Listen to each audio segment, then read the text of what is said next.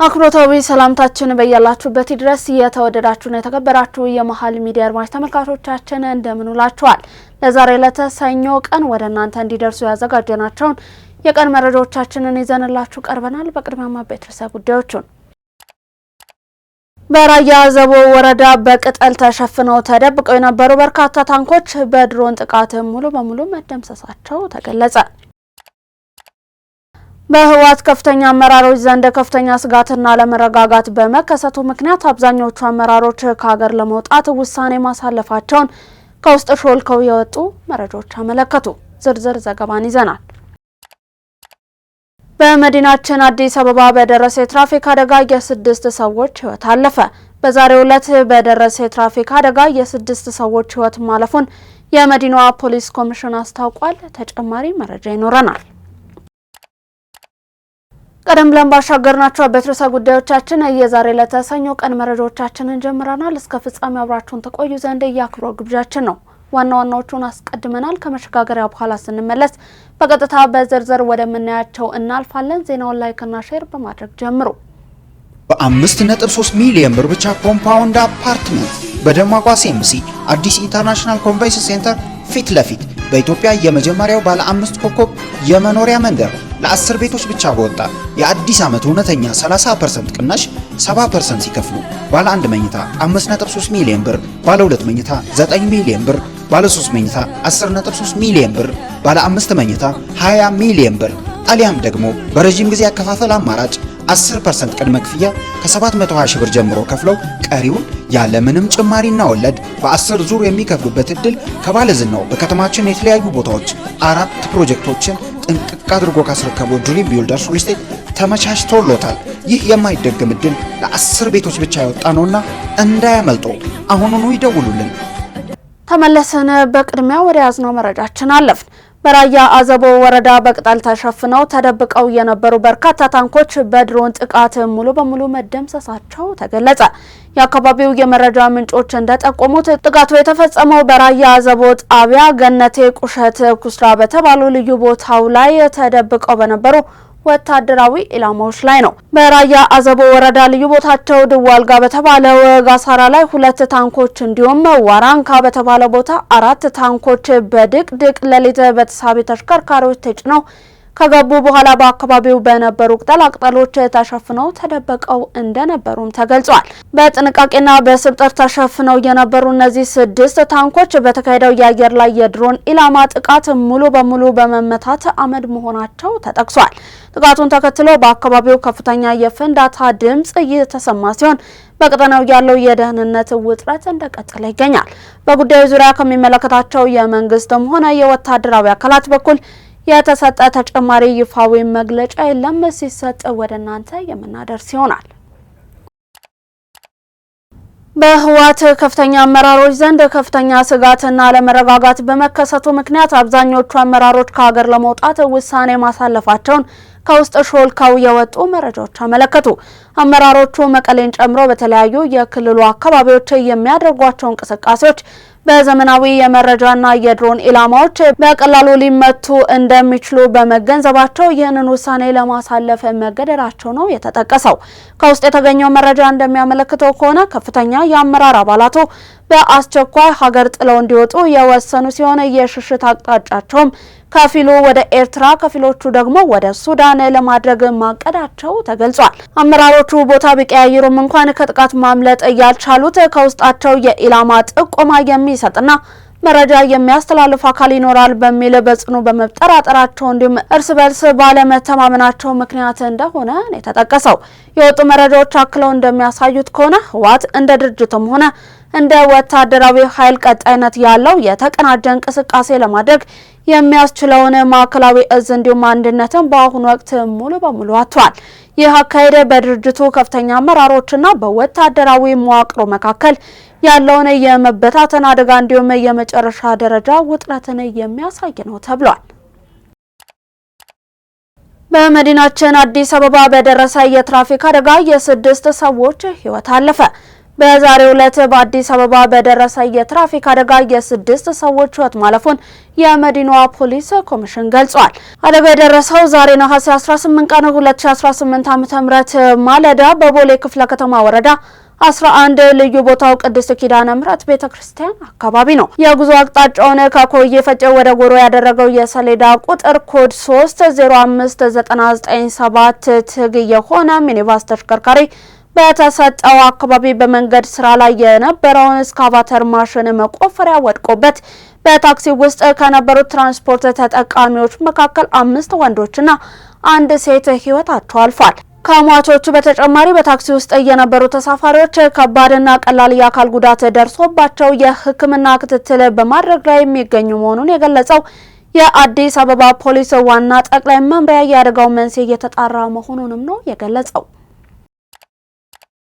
የህወሓት ቡድን ከሻዕቢያና ከግብጽ ጋር በመጣመር የሀገሪቱን ሰላምን ለማደናቀፍና ለማፍረስ የትግራይ ወጣቶችን ህይወት ወደ እሳት ለመማገድ ደፋ ቀና እያለ ይገኛል ሲሉ የሹም ተንቤን ፓርቲ ከፍተኛ አመራር የሆኑት አቶ ሚኪያስ ተስፋዬ ገለጹ።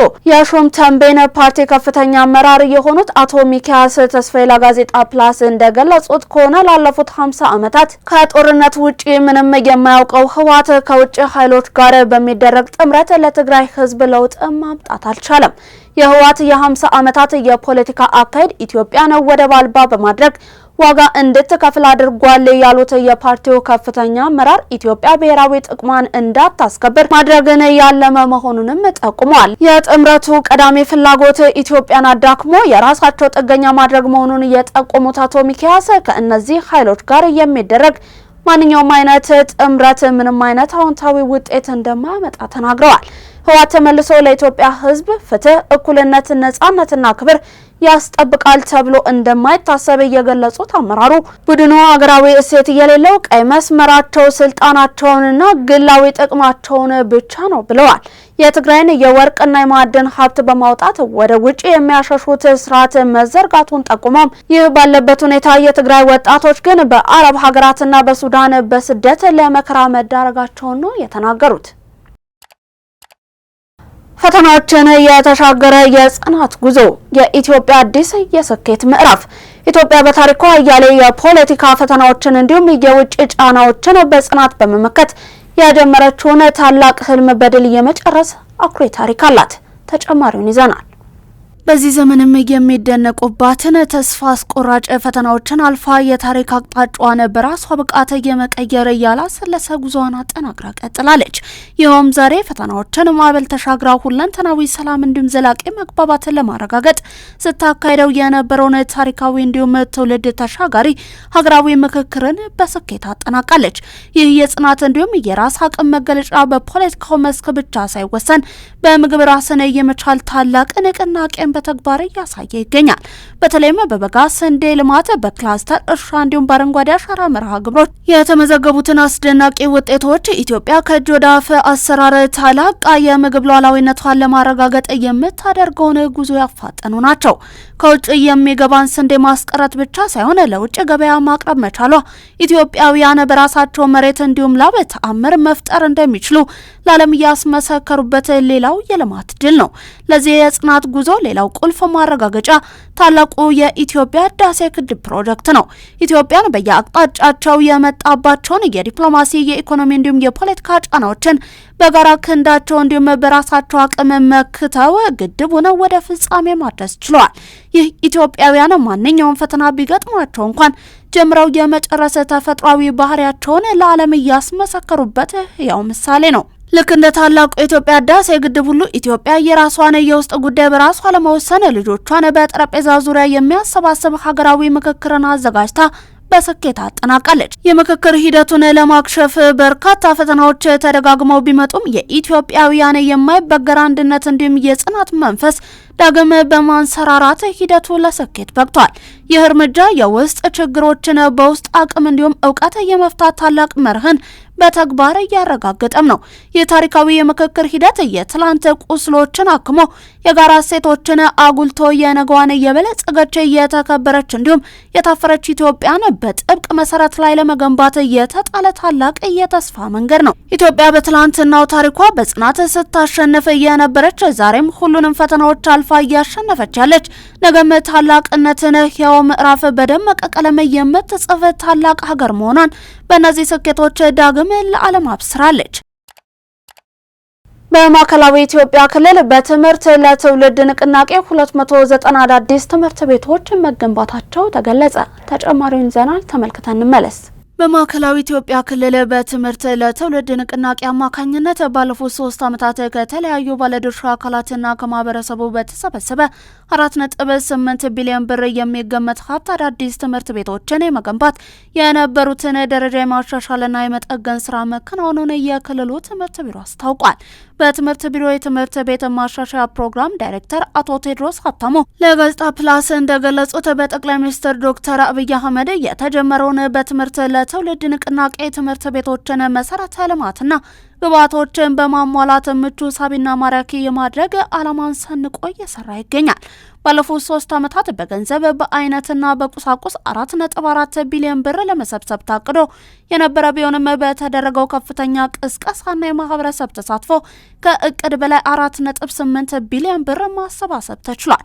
በተሰበሰበው ሀብትም 290 አዳዲስ ትምህርት ቤቶችና 2792 አዳዲስ የመማሪያ ክፍሎች ለአገልግሎት በቅተዋል። 10092 የመማሪያ ክፍሎች ጥገና ተደርጎላቸዋል። 73863 አዳዲስ የተማሪዎች መቀመጫ ወንበሮች ተገዝተው ተሰራጭተዋል። ይህ የመሰረተ ልማት ግንባታና ጥገና በክልሉ የትምህርት ቤቶች ደረጃን ከማሻሻሉም በላይ ለተማሪዎች የትምህርት ውጤት ማደግ ከፍተኛ አስተዋጽኦ ማበርከቱን አቶ ቴድሮስ አክለው ገልጸዋል።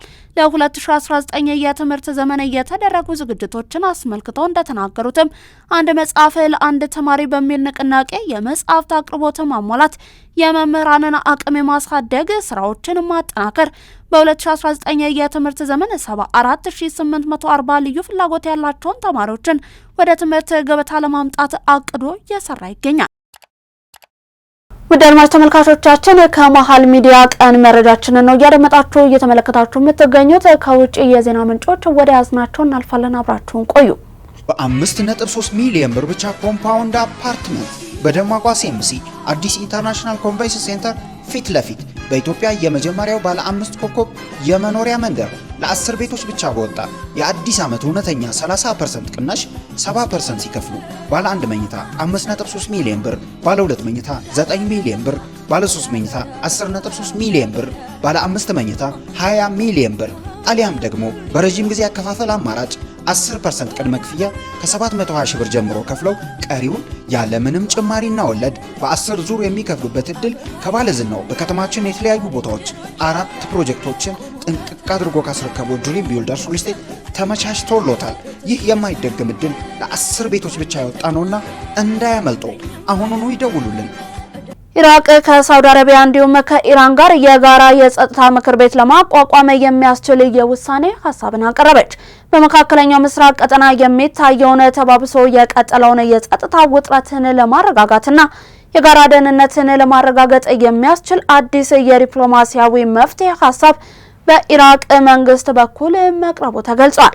የኢራን መንግስት ይፋ ባደረገው የውሳኔ ሀሳብ በቀጠናው 2 ግዙፍና ተጽዕኖ ፈጣሪ ሀገራት ከሆኑት ከሳውዲ አረቢያ እንዲሁም ከኢራን ጋር በመተባበር የጋራ የጸጥታ ምክር ቤት እንዲቋቋም ጥሪን አቅርባለች። ይህ የኢራቅ ጥረት በሁለቱ ሀገራት መካከል ለረጅም ዓመታት የነበረውን የኃይልና የፖለቲካ ፍልሚያን ወደ ሰላማዊና የጋራ ውይይት መድረክ ለመቀየር ያለመ እንደሆነም ተጠቁሟል። የውሳኔ ሀሳቡ በዋነኛነት በቀጠናው የሚንቀሳቀሱ አማጽያን የድንበር ላይ ስጋቶችን፣ የባህር ላይ ደህንነትን እንዲሁም በየሀገራው ውስጣዊ ጉዳዮች ላይ የሚደረጉ ጣልቃ ገብነቶችን በጋራ ለመከላከልና መረጃዎችን ለመለዋወጥ የሚያስችል መድረክ ለመፍጠር እየታለመም ነው። ኢራቅ የሁለቱ ሀገራት ፍላጎትና ግጭት መጫወቻ ከመሆን ይልቅ በሪያድ በቴህራን መካከል ድልድይ ሆና በማገልገል የቀጠናውን ዘላቂ ሰላምን ለማረጋገጥ ፍላጎት እንዳላት የፖለቲካ ተንታኞቹ ገልጸዋል።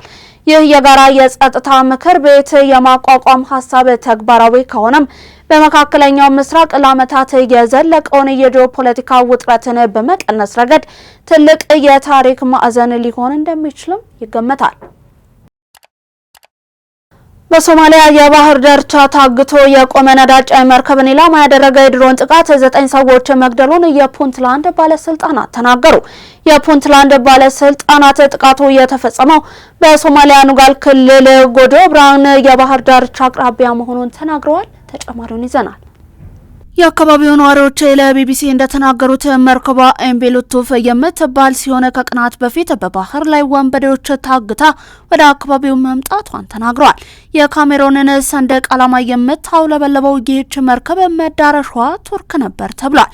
ቢቢሲ የመርከቧን መዳረሻም ሆነ ሌሎች ተያያዥ መረጃዎችን ከገለልተኛ ወገን ማጣራት አልቻለም። መርከቧ ከዚህ ቀደም ጋርማል የሚባል አካባቢ ቆማ የነበረ ሲሆን በአካባቢው በተፈጸመ የድሮን ጥቃት 4 ሰዎች ሞተዋል። የድሮን ድብደባው ማን እንደፈጸመው በይፋ የተገለጸ ነገር የለም። የሶማሊያ መንግስትም ጥቃቱን አላወገዘም። የፑንትላንድ ባለስልጣናት ከዚህ ቀደም የተፈጸመውን ጥቃት አውግዘው የተገደሉት የባህር ላይ ወንበዴዎች አይደሉም ብለው ነበር። የአካባቢው ባለስልጣናት የድሮን ጥቃቱን የፈጸመችው ቱርክ ልትሆን ትችላለች ቢሉም የቱርክ ባለስልጣናት ግን ለቢቢሲ ምንም መረጃ እንደሌላቸው ተናግረዋል። አብዲ ፈታህ ዩሱፍ የተባለ የዓይን እማኝ ማንነታቸው የማይለይ 8 በጥቃቱ የተገደሉ ሰዎች መመልከቱን ተናግሯል። 8 በጥቃቱ የተቃጠሉ አስክሬኖችም አይቻለሁ ብሏል። የጎዶብ ጅራን ከተማ ከንቲባ የሆኑት ኬናን ኦማር ለመበስበስ የተቃረበ አስክሬን ቆይቶ በመገኘቱ የሟቾች ቁጥር 9 ደርሷል ብለዋል። የሟቾቹ አስክሬን ሰኞ ይቀበራል ተብሎም ይጠበቃል። የፑንትላንድ የመረጃ ምክትል ሚኒስትር የሆኑት ከክስተቱ ጋር የተያያዙ ሁኔታዎችን በማጣራት ላይ ናቸው ሲሉ ተናግረዋል። ቀደም ሲል ከባህር ላይ ዘረፋ ጋር ግንኙነት የነበራቸው ግለሰቦች እንዲሁም ቡድኖች እንደገና እንዳይንቀሳቀሱ ለማድረግ የውጭ አካላት እየሞከሩ ሊሆን እንደሚችል የመጀመሪያ ደረጃ መረጃዎች እንደሚያመለክቱም ገልጸዋል። የፑንትላንድ ባለስልጣናት መርከቦቻቸው በባህር ላይ ዘራፊዎች ሊያዙ ወይንም ሊታገቱ የሚችሉ የመርከብ ባለቤቶች፣ ኦፕሬተሮች፣ የዋስትና ሰጪ ድርጅቶችና ሌሎች አካላት ከዘራፊ ቡድኖች ጋር በቀጥታ ድርድር እንዳያደርጉ ወይንም የማስለቀቂያ ክፍያ እንዳይፈጽሙ አሳስበዋል። እንዲህ አይነት ክፍያዎች የወንጀል ቡድኖች ተግባራቸውን እንዲቀጥሉ የሚያስችላቸውን ግብአትና ማበረታቻ ሊሰጧቸው እንደሚችሉም ነው ያስጠነቀቁት። ኢራን በፋርስ ግዛት በደቡባዊ ክፍል ከፍተኛ መጠን ያለው አዲስ የተፈጥሮ ጋዝ ክምችት ማግኘቷን የሀገሪቱ የዘይት ሚኒስትር ይፋ አደረጉ። ይህ አዲስ የተገኘው የጋዝ መስክ በዓለም አቀፉ የኃይል ገበያ ላይ የኢራንን ተጽዕኖ ፈጣሪነትን እንዲሁም የረጅም ጊዜ የኢነርጂ አቅም ወደ ላቀ ደረጃ ያሸጋግረዋል ተብሎ ይጠበቃል። የዘይት ሚኒስትሩ መረጃ እንደሚያመለክተው ከሆነ በተደረገው የምርመራና ቁፋሮ ስራ የተረጋገጠው የተፈጥሮ ጋዝ ክምችት መጠን ከ7.5 ትሪሊዮን ኩቢክ ጫማ በላይ ነው። በቴክኒክ ግምገማው መሰረት ከዚህ ክምችት ውስጥ 72% ያህሉን በጥቅም ላይ ማዋል የሚቻል ሲሆን ይህም ወደ 5.7 ትሪሊዮን ኩቢክ ጫማ የሚጠጋ ጋዝ አውጥቶ ለሀገር ውስጥ ፍጆታና ለውጭ ኤክስፖርት ለማዋል ያስችላል። ጋዙን ሙሉ በሙሉ ወደ ንግድ ምርት ለመቀየርና ለማውጣት ከፍተኛ መጠን ያለው የውጭ ኢንቨስትመንትና የላቀ ቴክኖሎጂ አስፈላጊ መሆኑ የተገለጸ ሲሆንም በአሁኑ ወቅት በቴህራን የተጣሉት የምዕራባውያን የኢኮኖሚ ማዕቀቦች ለፕሮጀክቱ ስኬት ትልቅ ማነቆ እንደሚሆኑ ተንታኞች ጠቁመዋል። ይህ ግኝት ኢራን በዓለም ላይ ካሏት ግዙፍ የጋዝ ሀብቶች ጋር ተደምሮ የኃይል የበላይነቷን የሚያጠናክር ቢሆንም ማዕቀቦቹ ሳይነሱ ሀብቱን በአጭር ጊዜ ውስጥ ወደ ጥቅም መቀየር ፈታኝ እንደሚሆንም ይገመታል። ለዛሬ ለተሰኞ ወደ እናንተ እንዲደርሱ ከመሃል ሚዲያ ማል ስቱዲዮ ያዘጋጀናቸውን የቀን መረጃዎቻችንን አበቃን። አብራችሁን ስለነበራችሁ እጅግ እናመሰግናለን። ዜናውን ላይክ እና ሼር፣ ሚዲያችንን ሰብስክራይብ በማድረግ አጋር ቤተሰብነታችሁን ታጠናክሩ ዘንድ የአክብሮት ግብዣችን ነው። እንዲሁም ደግሞ ከዩቲዩብ ባለፈ በፌስቡክ፣ ቴሌግራም እንዲሁም ቲክቶክ ገጾቻችን ተጨማሪ የመሃል ሚዲያ ይዘቶችን መመልከት ትችላላችሁ። በእኔ ቦታ በቃው። ጤና ይስጥልኝ።